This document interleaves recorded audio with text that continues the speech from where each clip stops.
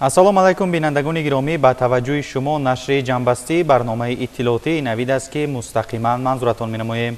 дар студия бо шумо Манучер Маҳкамов ва Малоҳат Назаршозода. Салом.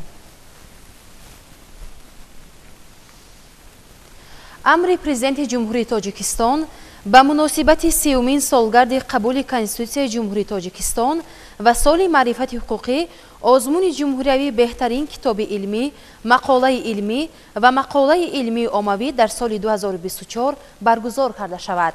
низомнома, ҳайати комиссия ва ҷоизаҳои озмуни ҷумҳуриявӣ беҳтарин китоби илмӣ, мақолаи илмӣ ва мақолаи илмии оммавӣ тасдиқ карда шаванд.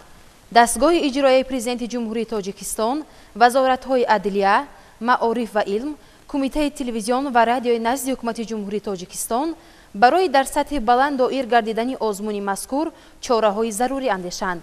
вазорати молияи ҷумҳурии Тоҷикистон аз ҳисоби маблағҳои фонди захиравии президенти ҷумҳурии Тоҷикистон ки барои соли 2024 пешбинӣ гардиданд, ба дастгоҳи иҷроияи президенти ҷумҳурии Тоҷикистон ҷиҳати баргузории озмуни мазкур 195 000 сомонӣ ба таври нақд ҷудо намоянд.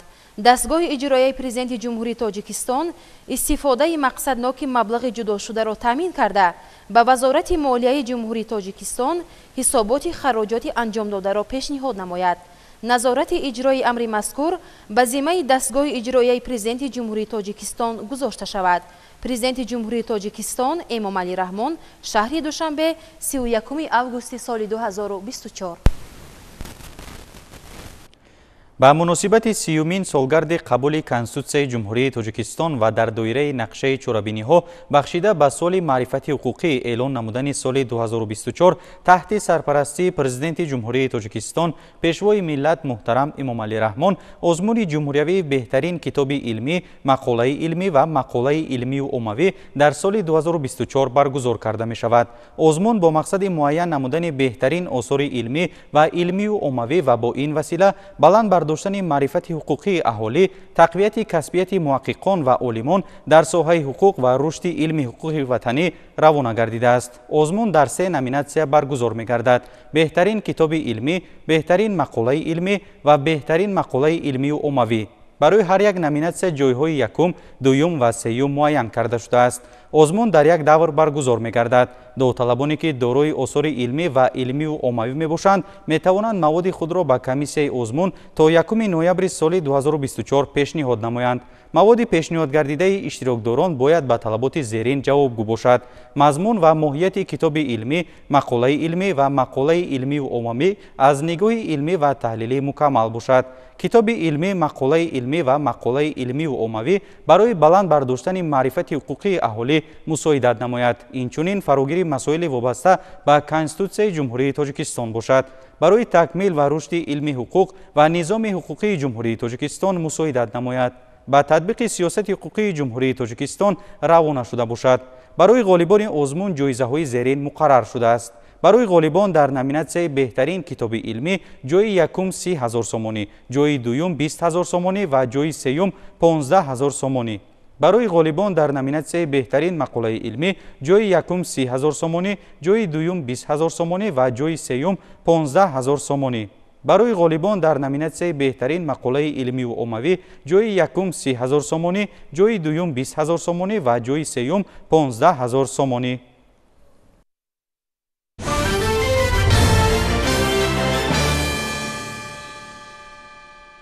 тавре қаблан хабар дода будем, рӯзҳои 30 ва 31 августи соли равон дар шаҳри Душанбе нахустин чемпионати ҷаҳон оид ба гӯштингирӣ баргузор гардид.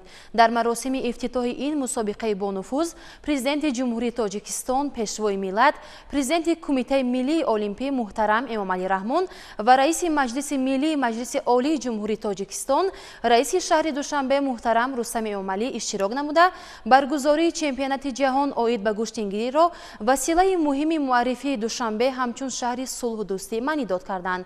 инак ин мусобиқаи бонуфуз хотима ёфт. ҳамкорони мо аз ҷараёни рӯзи дуюм ва хатми мусобиқа гузориш медиҳанд.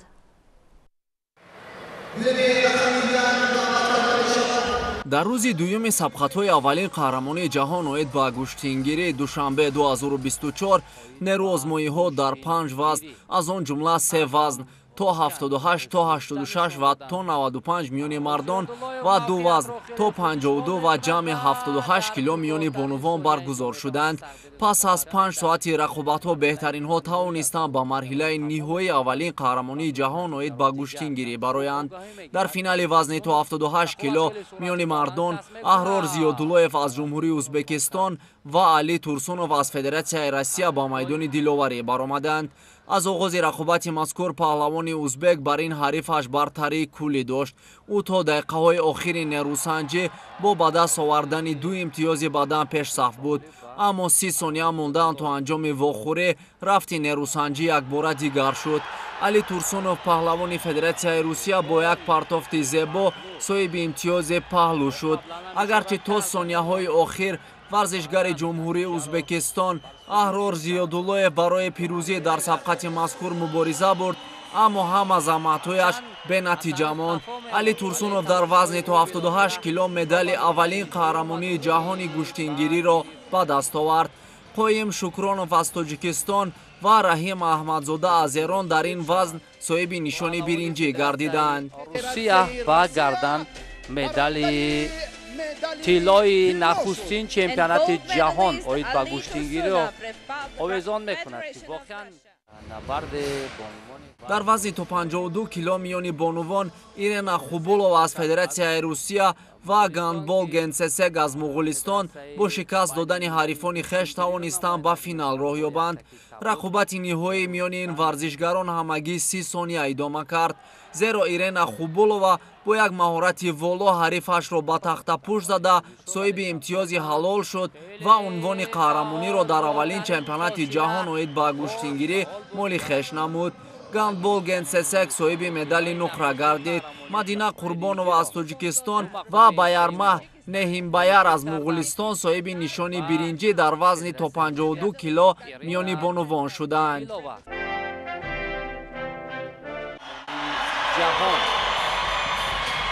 дар рақобати ниҳои вазни то 86 кило миёни мардон дар аввалин қаҳрамонии ҷаҳон оид ба гӯштингирӣ паҳлавони шинохтаи меҳан Ҳақназар Назаров бо намояндаи ҷумҳурии Ӯзбекистон Умар Бозоров даст ба гиребон шуд. дар сонияҳои аввали нерӯсанҷӣ паҳлавони тоҷик бо иҷрои як усули зебо соҳиби имтиёзи паҳлӯ гардид. маҳз ҳамин имтиёз паҳлавони моро дар қаҳрамонии ҷаҳон ба пирӯзӣ расонд. агарчи варзишгари ӯзбек соҳиби имтиёзи бадан гардида бошад ҳам ин барои пирӯзӣ дар рақобати мазкур кифоя набуд. дар вазни то 86 кило миёни мардон Андри Эгутидзе аз Португалия ва Саид Муҳаммадризо дар вазни то 86 кило медали биринҷӣ гирифтанд. бо шарофати медали тиллои паҳлавони тоҷик Ҳақназар Назаров суруди миллии кишвар дар аввалин чемпионати ҷаҳони гӯштингирӣ садо дод.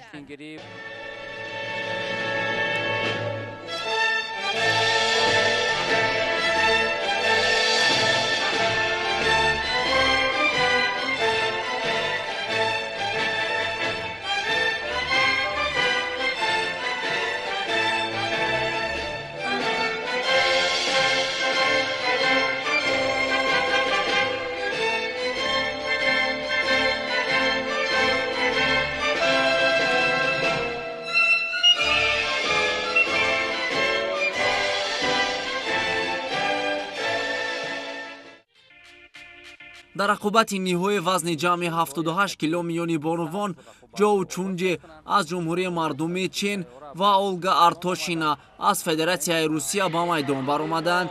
дар ин рақобат бонуи чинӣ ба осонӣ пирӯз шуд, зеро паҳлавони Федератсияи Русия аз пояш лат бардошт ва натавонист нерӯсанҷиро идома диҳад. бештар аз як дақиқа мондан то анҷоми вохӯрӣ довар ҷараёни нерӯсанҷиро боз дошт ва дасти Ҷоу Чунҷи паҳлавони чиниро боло кард. Олга Артошина аз Федератсияи Русия медали нуқра гирифт.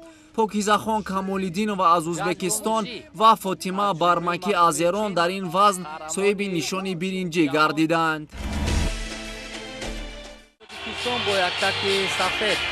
барои ба даст овардани нишони зарини аввалин қаҳрамонии ҷаҳон оид ба гӯштингирӣ дар вазни то 95 кило миёни мардон Кароматулло Ҳакимов аз ҷумҳурии Тоҷикистон ва Бека Гвиняшвили паҳлавони шинохтаи Гурҷистоне ба ҳам омаданд. бека гвиниашвили дар гӯштини ҷудо бисёр муваффақ аст. ӯ қаҳрамони аврупо дар соли 2017 инчунин барандаи як қатор аз нишонҳо аз фаслҳои ҷудои ҷаҳонӣ мебошад. новобаста аз пурқувват будани ҳариф Кароматулло Ҳакимов, паҳлавони ҷавону умедбахши тоҷик, дили ҳазорон мухлисони меҳанро бо пирӯзии хеш хушҳол намуд. Кароматулло варзишгари гурҷиро бо имтиёзи бадан мағлуб кард ва нишони панҷуми тиллоро барои Тоҷикистон дар аввалин қаҳрамонии ҷаҳон оид ба гӯштингирӣ овард. Улуғбек Раҳимов, намояндаи дигари Тоҷикистон, ва Гуванҷ Бегалиев аз Туркманистон соҳиби нишони биринҷӣ дар вазни то 95 кило гардиданд.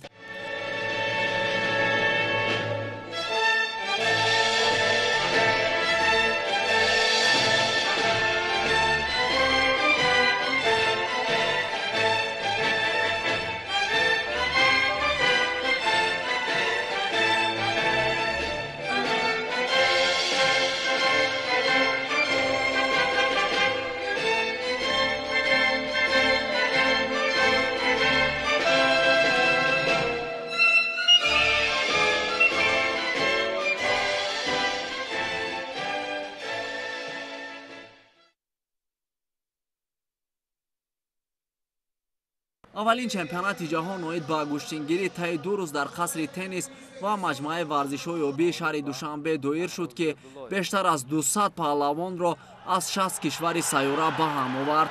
дар баробари медалҳо инчунин ба қаҳрамонони мусобиқа $20,000 амрикоӣ, соҳиби нишонҳои нуқра бо $10,000 амрикоӣ ва варзишгароне ки дар ин қаҳрамонии ҷаҳон зинаи сеюмро ба даст оварданд, бо $5,000 амрикоӣ мукофотонида шуданд.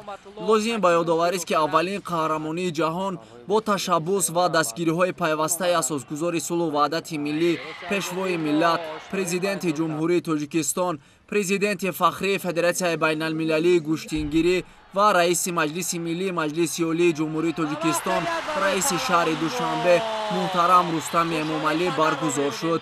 мақсад аз баргузории мусобиқаи мазкур ин дар сатҳи байналмилалӣ муаррифӣ намудани гӯштини миллии тоҷикӣ мебошад. дар аввалин қаҳрамонии ҷаҳон бештар аз ҳама дастаҳо 5 нишони тилло ва инчунин як қатор аз нишонҳои нуқра ва биринҷӣ ба даст оварданд. натоиҷи умумӣ қадрдонӣ мешаванд. дар ҳайати даставӣ ба суфраи зафар даъват менамоем.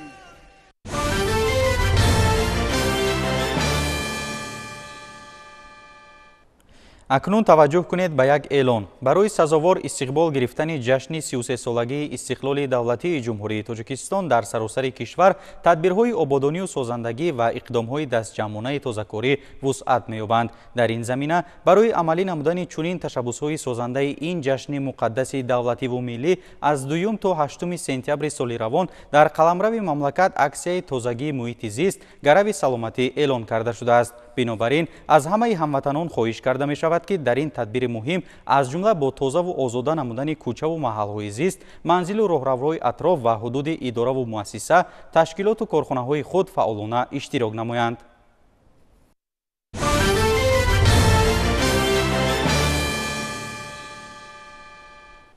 пагоҳ дар мамлакат соли нави хониш оғоз мегардад.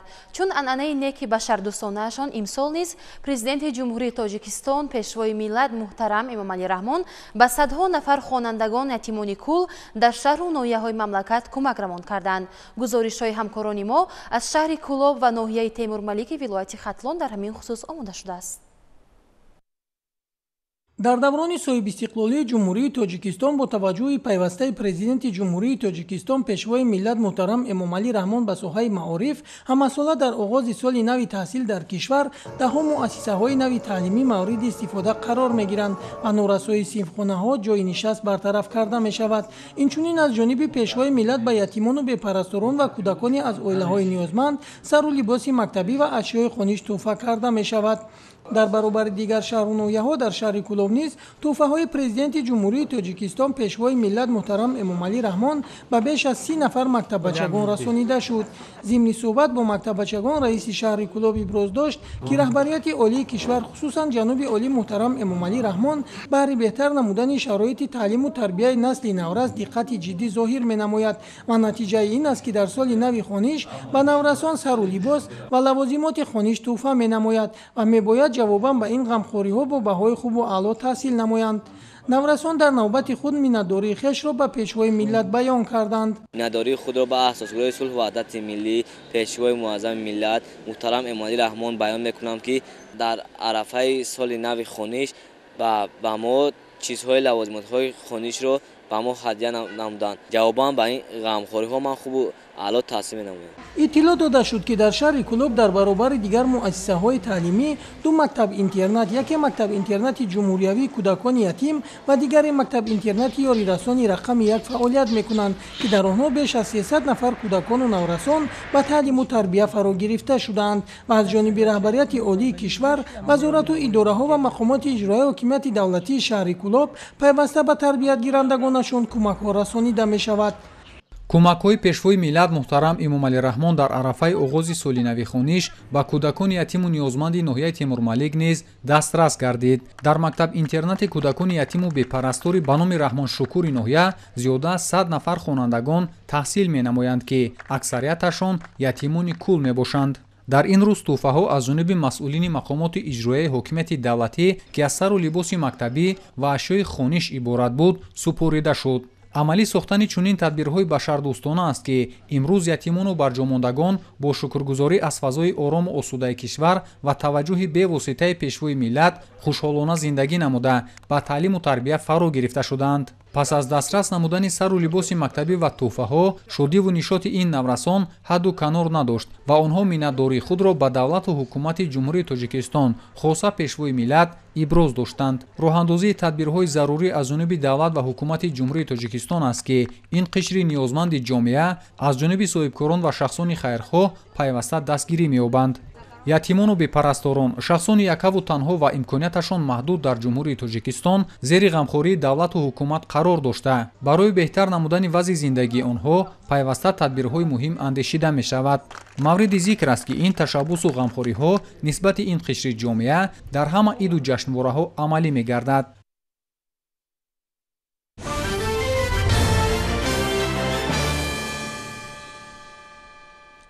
донишгоҳи давлатии Данғара дар мувофиқа бо вазорати маориф ва илм ҷиҳати гузаштан аз аккредитатсияи байналмилалии институтсионалӣ бо ташкилоти байналмилалии аккредитатсия ва рейтинг шартномаи дуҷониба ба имзо расонида аз санҷиши нозирони байналмилалӣ гузашт ва бо хулосаи мусбии нозирон соҳиби шаҳодатномаи байналмилалӣ барои 5 соли фаъолияти минбаъда гардид. гузориши ҳамкорамон Салоҳиддин Неъматов дар ин хусус. раванди таълиму тарбия ва омода намудани мутахассисони дорои донишу малакаи хуб барои бозори меҳнат яке аз ҳадафҳои маорифпарваронаи пешвои миллат мебошад. натиҷаи ҳамин ғамхории маорифпарварона аст, ки имрӯз ҷавонони замони соҳибистиқлол ҳамчун кадрҳои соҳиблаёқат дар соҳаҳои гуногун фаъолият мекунанд.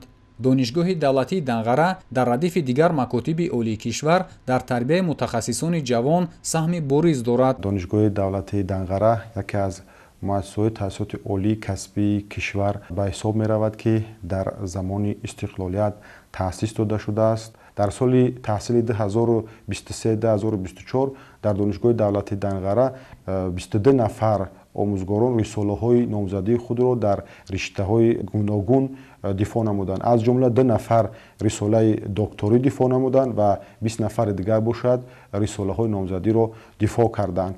ва ин шаҳодат аз он медиҳад, ки имрӯз ҳайати устодони дараҷа ва унвони илмӣ дошта сол то сол дар донишгоҳ бештар шудааст. таври асосгузори сулҳу ваҳдати миллӣ, пешвои миллат, президенти ҷумҳурии Тоҷикистон муҳтарам Эмомалӣ Раҳмон зимни мулоқоташон бо аҳли илм ва маорифи кишвар санаи 3 майи соли равон ҷиҳати баланд бардоштани мақоми илми донишгоҳӣ дар сатҳи байналмилалӣ вазорати маориф ва илмро муваззаф намуданд ки фаъолияти худро ҷиҳати такмили пойгоҳи илмиву таҳқиқотии муассисаҳои таҳсилоти олӣ ва ҷалби сармояи дохиливу хориҷӣ дар самти рушди илм ҷонок карда барои ворид шудани муассисаҳо ба рейтингҳои байналмилалӣ чораҳои муассир андешанд. дар робита ба ин раёсати донишгоҳи давлатии Данғара ҷиҳати гузаштан аз аккредитатсияи байналмилалӣ институтсионалӣ дар мувофиқа бо вазорати маориф ва илм бо ташкилоти байналмилалӣ аккредитатсия ва рейтинг шартномаи дуҷониба ба имзо расонида аз санҷиши нозирони байналмилалӣ гузаштанд ва бо хулосаи мусбии нозирон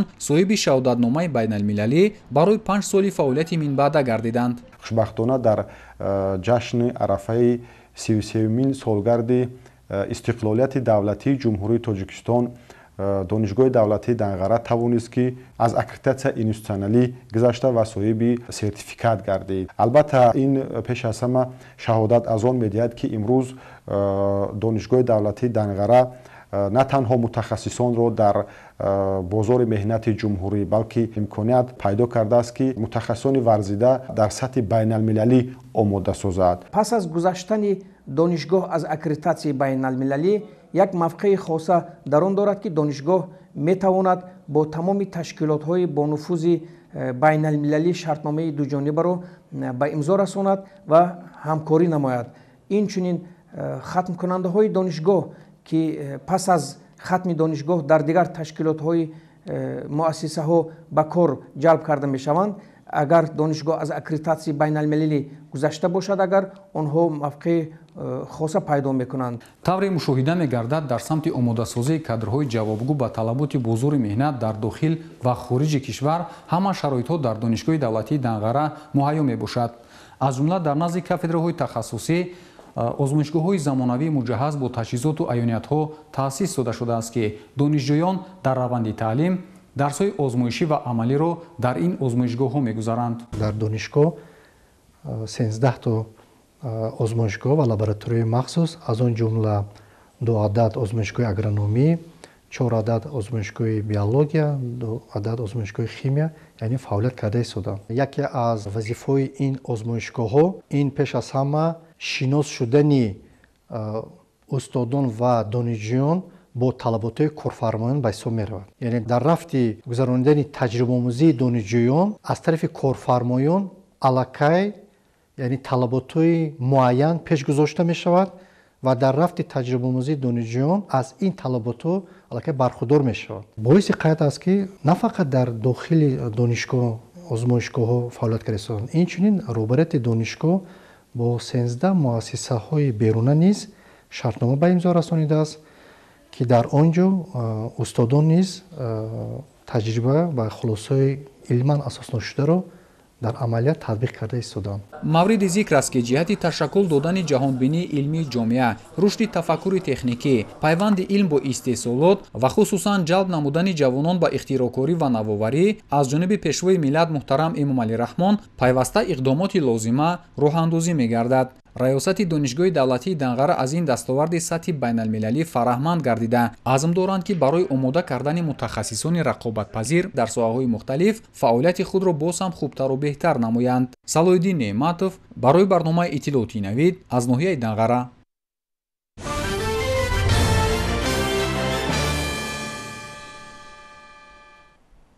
дар толори кумитаи кор бо занон ва оилаи назди ҳукумати ҷумҳурии Тоҷикистон ба 120 зан ғолиби гранди президентӣ диплом супорида шуд. ин иқдом баҳри рушди фаъолияти занони соҳибкор ҳамасола роҳандозӣ мегардад ва ҳунармандони хубу занони фаъол аз минтақаҳои гуногуни мамлакат соҳиби гранди президентӣ мешаванд.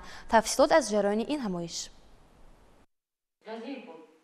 зимни ҳамоиш раиси кумитаи кор бо занон ва оилаи назди ҳукумати ҷумҳурии Тоҷикистон Бунафша Файзиддинзода аз ташаббус ва иқдомҳои пайвастаи ҳукумати мамлакат дар самти дастгирии занон ва фаъолияти ҳунармандию соҳибкории онҳо ёдовар шуда иброз дошт ки маҳз тавассути чунин тадбирҳои судманди роҳбарияти олии мамлакат сатҳи зиндагии мардумро ба беҳбудӣ оварда занон бо фаъолияти густурда дар рушди иқтисоди миллии мамлакат саҳми назаррас мегузоранд. иттилоъ дода шуд ки аз соли 2020 2011 تا سال 2013 از بودجت دولت برای 40 لایحه مقصدناک 1 میلیون سومونی جدا می‌گردید. از سال 2013 تا سال 2021 تعداد گرانت ها از 40 به 80 عدد و حجم مبلغ ها به 2 میلیون سومونی رسانیده شد. اینچنین از سال 2016 تا سال 2020 از حساب مبلغ های گرانت پرزیدنتی به 560 نفر زنان مملکت در حجم 15 میلیون سومونی و از سال 2020 تا سال 2023 به 320 نفر در حجم 9 میلیون سومونی مبلغ های به بازگشت با مقصد تامین نمودن زنان با جای کاری دائمی و موسمی جدا گردید. طبق معلومات اموری از سال 2016 تا سال 2023 زیاده از 4619 نفر زنان با شغل و کسب آموزی و جای نوی کار تامین گردیدند. گرانت‌های پرزیدنت جمهوری تاجیکستان برای رشد فعالیت صاحبکاری زنان و بانوان، برای تأسیس جایهای کاری برای زنان و بانوان و به کسب هنر آموزی جلب نمودن زنان و دختران یک زمینه بسیار مساعد فراهم می آورد و رفته رفته یعنی که سال به سال تعداد گرانت ها از 40 به 80 از 80 به 120 و مبلغ گرانت های پرزیدنتی باشد از 1 میلیون و تا سال 2024 به 5 میلیون سومانی رسانیده شد و این تشبس ها، این غمخواری ها، این دستگیری های پیوسته دولت و حکومت مملکت ما زنان و بانوان را وادار می سازد که در رشد دولتداری و در رشد جامعه باز هم سهم بیشتری خود را گذاریم و آن نفرانی که امروز صاحب گرانت پرزیدنت جمهوری تاجیکستان گردیدند البته در رشته های مختلف صاحبکاری و هنرمندی شروع از فعالیت دوزندگی، زنبور پروری، چاروا پروری، باغ پروری، پای افزال دوزی، دایره سازی می توانند که با هنر والای ناتکراری خود در رشد اقتصاد ملی سهم گسترده خود را گذارند. برای دستگیری منبع صاحبکاری زنان سال 2022 مبلغ‌های گرانتی از 2 میلیون سومونی به 12.5 میلیون و سال 2024 با تشبس و دستگیری پیشوای ملت محترم امامعلی رحمان مبلغ‌های گرانتی از 12.5 میلیون سومونی به 5 میلیون سومونی و تعداد لایحه‌ها از 80 به 120 عدد رسانیده شد. تاکید گردید که جدا گردیدن گرانت‌های پرزیدنت جمهوری تاجیکستان بر رشد فعالیت صاحبکاری زنان و دوره به دوره فراهم گردیدن امکانیت فراختر برای رواج دادن این عملی برای اقتصاد ملی مهم و تأسیس جایهای نوی کار اینچنین به کسب و هنرآموزی جلب گردیدن زنان خانه‌نشین مساعدت می‌نماید. من لایحه گذرگاه هنرمندان شهر را پیشنهاد کردم که مقصد از پیشنهاد همین گرانتی من با کار تامین کردن زنان به شغل شهر، خصوصا آن نفرانی که خود هنرمند هستند و جای نمایش و فروش محصولاتشان را نمیدونستند. من خواستم که کمپلکس زنان هنرمند تشکیل کنم و آن نفرانی که به شهر لیوکنت ما تشریف می‌آورند، چه سیاحان داخل چه خارج چه شهروندان کشور، از هنرهای مردمی همین بانوان خریداری کرده باشند، کمی هم باشد به بودجه اولوی آنها کمک رسانیم. غیر از این مقصد دیگری من آموزش تمامی قشر جامعه به هنرهای مردمی. در مرکز ما هنرهای دوزندگی، بافندگی، گلدوزی، مهره‌کشی و من همه آن هنرهایی که امروز خاص زنان تاجیک است برای مانده شده است که دختران استفاده برنده این کورس‌های کوتاه مدت و رایگان هست. بسیار منتدار هستم که پیشوای ملت با ما دستگیری کردن. من شخصا فکر کردم که یک مخصوص کارخانه خوردی دوزندگی تشکیل کنم، با مثل خودم دخترکا رو جلب کرده کار و فعالیت کنم. هیچگاه مثال راه افتاده نشوند و همیشه رو بلند قطعی کار و فعالیت کنم. من میخوام که کار خود رو وسیع نمایم. الکی کار میکنم با دخترانی که خانه‌نشین هستند، همچون شاگرد گرفته الکی 5 تا تیار کرده، فعال کرده، روان کردم. الکی میخوام که با معیوبان خودمون کاربری کنم، هم سمینارها هم کارخانه خوردی ما یک تشکیل کرده معیوبو قطعی کار و فعالیت کنیم. لایحه‌های پیشنهاد گردیده به احیای هنرهای ملی، تأسیس کارگاه‌های خرد، رشد هنرهای دستی قالین‌بافی، سبدبافی، کشیده‌دوزی، دوزندگی، چکندوزی، اطلس و ادرس بافی، سوزنی‌دوزی، گلدوزی، دایره‌سازی، کشف‌دوزی، پرورش چاروا، پرنده پروری، ماهی پروری، کارکرد میوه خشک و رشد ساحه کشاورزی روانه گردیدند.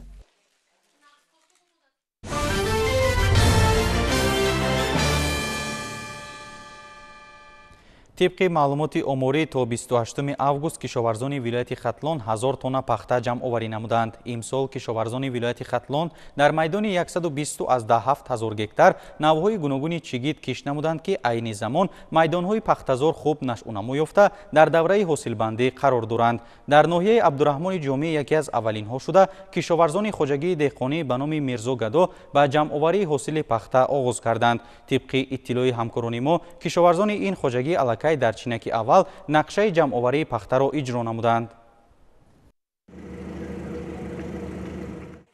در خوجگی دهقانی به نام میرزا گدوی ناحیه عبدالرحمن جامی که دارای 103 گکتار زمین آبی است، در 50 گکتار آن پخته، 20 گکتار یونچخه، 30 گکتار جواری مکه و 3 گکتار لبلبو کش کرده شده است. در زمین مذکور موافق نقشه و رعایت معیارهای زمینداری کشت و کاری تکراری گذرانیده شده است.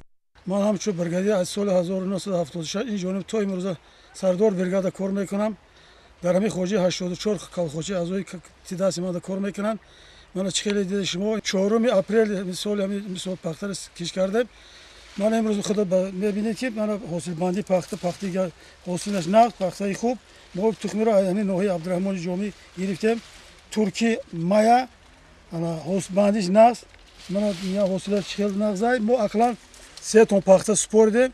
وازی پخته ممکن همین 7 گکتار داریم ممکن 12 تن پخته بسپاریم. با کمش 12 تن ممکن ای زود شود یکم چینکی که ما سر کردن مونده. طبق اطلاع در انتهای ماه август خوجگیداران الکی از میدان 64 گکتار حاصل پخته را جمع آوری کردند. در خوجگی دهقانی پخته نوی مایا کش کرده شده است و نشاندادهای حاصلناکی آن از 1 گکتار 35 سنتنر را در چینک اول تشکیل می‌دهد. امروز ما در خوجگی دهقانی میرزا گدوی جماعت دیوت کلینی دهه ابشاران قرار داریم که در خوجگی مذکور 26 گکتار تخمی پنبه گذاشته بودند. من همین اساس همین بود که راست گپ هر یک چی وقتی خچه داره. من کشت در وقتی معین شده شد به یگان او به یگان ممنوعیت پخته برآمده شد. من امروز میبینیم که در مدت 120 روز الک 120-125 روز حاصل فراوان جمع شدگی است که حسابی میونه. امروز کورک فقط ما حسابی کورک پخته نخته حساب میکنیم به حساب میونه 30-35 سنتنری پخته تیار است که بغیر از گل شانه اگر با کمتر کار کنن ممکن است تا 40 سنتنر پخته در اینجا باشه. البته این زحمت زیاد طلب میکنه، مهنت شدگی، قاعده اگرتکنیکی را برای ماندگی، شدگاری وظیفت شدگی و تخمی وظیفت همه همین عامل ها در مجموع روز است که جمع شدی حساب میونه 30-35 سنتنر حاصل شد و فینیش پخته در ناحیه عبدالرحمن جامی از خوجگی میرزا گدو آغاز می‌یابد. متخصصان ساحه حاصلناکی مذکور را خوب ارزیابی نموده در جمع‌آوری حاصل دوم و سوم نیز نتیجه‌های مثبت را انتظارند. خوجگی به نام میرزا گدوی ناحیه عبدالرحمن جامی که اصلا سمت فعالیتشان چرواداری میباشد سال سوم است که پخته کش میکنند. خوجگی داران از چنین حاصل را بلند گشته نقشه دارند که سال آینده میدان کشت پخته، زراعت و پالایزی ها و سبزوات‌های گوناگون را زیاد گردانیده هم ثبت استعمالی را غنی گردانند و هم برای خود فایده به دست آورند. چطوره که شما دیده ایستادین ما عین حال در خوجگی دهقانی میرزا گدوی جماعت دیهات کلیل قرار داریم. عین حال چینکی یکم با مرام رفته ایستاده است. ما شکرانه از این تینجی و امانی میکنیم که امروز قیده های زمین با این صاحبکاران وابسته شده است. استفاده ثمرناک زمین علل خصوص کشت تکراری در شرایط مساعد طبیعت مملکت ما مساعد و ضرور بوده باعث بالاروی سطح زندگی مردم و رشد اقتصادیات جمهوری می باشد.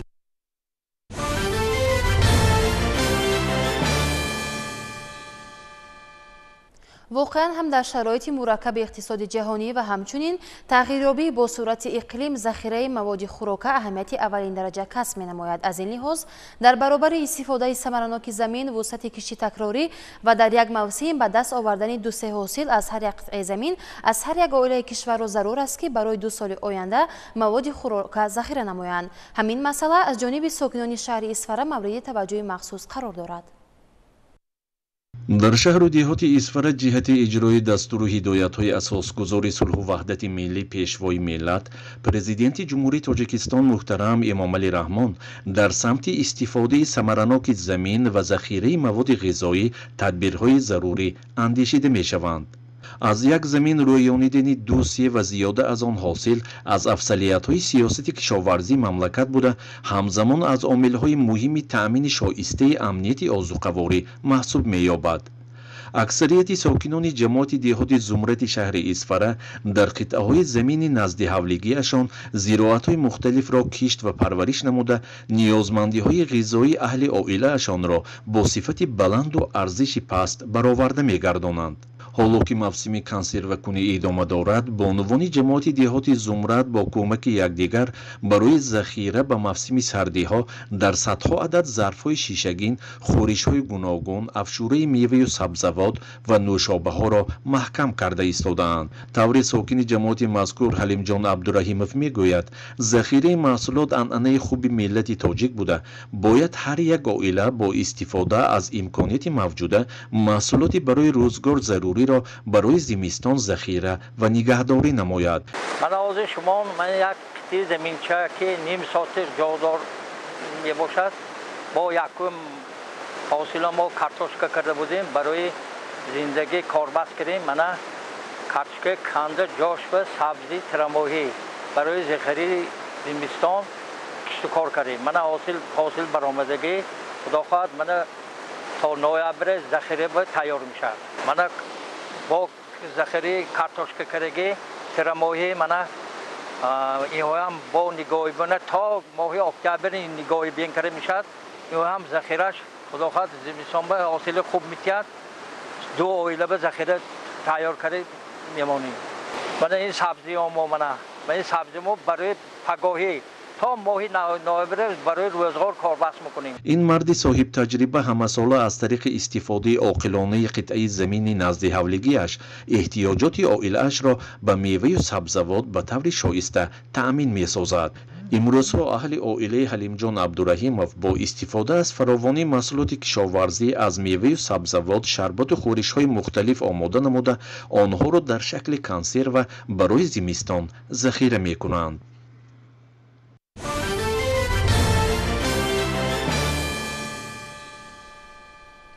бинандагони гиромӣ, ин буд барномаи иттилоотии навид ки мустақиман аз телевизиони Сафина манзуратон намудем.